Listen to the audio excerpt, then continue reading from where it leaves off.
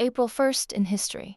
In 527, the Byzantine Empire stretched across the Mediterranean. Emperor Justin I ruled from Constantinople, his aging court filled with ambition and intrigue. On April 1st, Emperor Justin I named his nephew Justinian co-emperor, placing the imperial crown upon his head before the assembled court.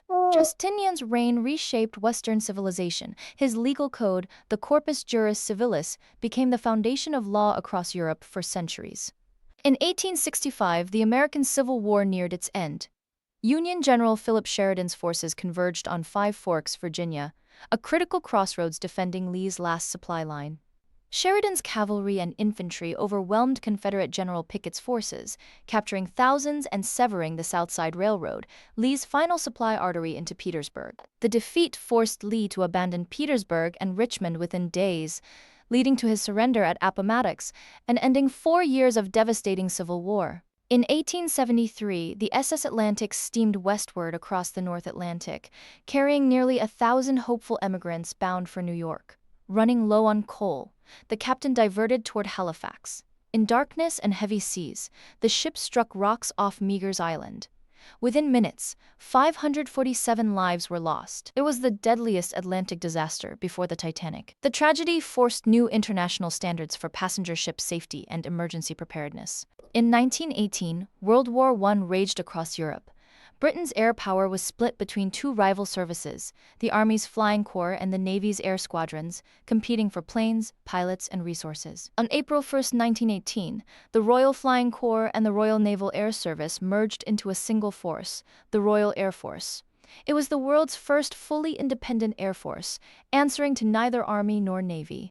The RAF's creation set a global template. Dozens of nations formed independent air forces modeled on Britain's example. Air power would define the next century of warfare, and the RAF still flies today. In 1933, Adolf Hitler had just seized power in Germany.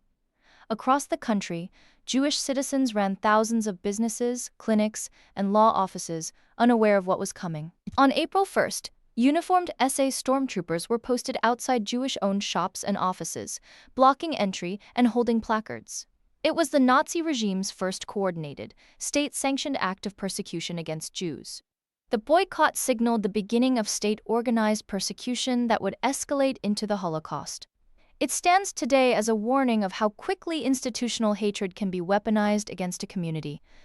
In 1945, the Pacific War reached a critical turning point.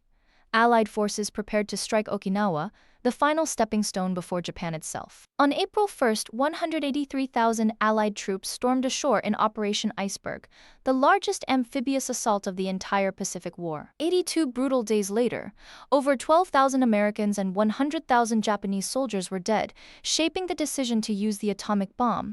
In 1946, the remote Aleutian Islands chain stretched across the North Pacific, a rugged volcanic arc sitting atop one of Earth's most seismically restless fault zones. On April 1st, an 8.6 magnitude earthquake ruptured the seafloor, launching a tsunami racing at 500 miles per hour, obliterating Alaska's Scotch Cap Lighthouse and killing 165 people across the Pacific. The catastrophe sparked creation of the Pacific Tsunami Warning System, a global network of sensors and alerts that still protects millions of coastline communities today.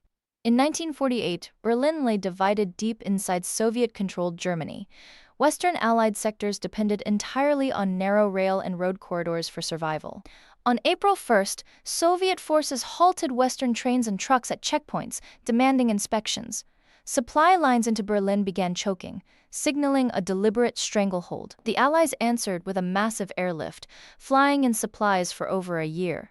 It became a defining symbol of Cold War resolve and Western unity. In 1960, the space age was just beginning. Scientists dreamed of watching Earth's weather from orbit, a vision about to become reality.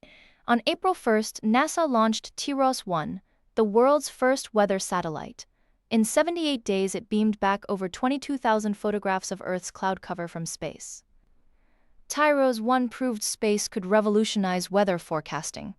Its legacy lives in today's satellite networks that track hurricanes and save countless lives. In 1979, Iran stood at a crossroads. After months of revolution, the Shah had fled and Ayatollah Khomeini returned from exile to lead a nation demanding change. On April 1st, a nationwide referendum delivered 98.2% approval. Khomeini proclaimed Iran an Islamic republic, replacing the monarchy with theocratic rule in a single declaration. The proclamation reshaped the Middle East forever, sparking regional rivalries, the hostage crisis, and decades of tension between Iran and the West that persist today. In 2001, the Netherlands stood at the threshold of history. Amsterdam, a city long known for tolerance, was about to change the world. At midnight, Mayor Job Cohen officiated the first legal same-sex marriages. 4 couples exchanged vows, becoming the first in the world with full equal marriage rights. The Netherlands sparked a global movement. Today, over 35 countries have followed, recognizing that love and legal equality belong to everyone. In 2004, the internet was ruled by email giants offering mere megabytes of storage. Users constantly deleted messages just to survive. On April 1st, Google unveiled Gmail, 1 full gigabyte of free storage. Most dismissed it as an April Fool's prank. It was not. Gmail redefined the web. Free storage exploded, competitors scrambled, and cloud services were born. Email was never the same.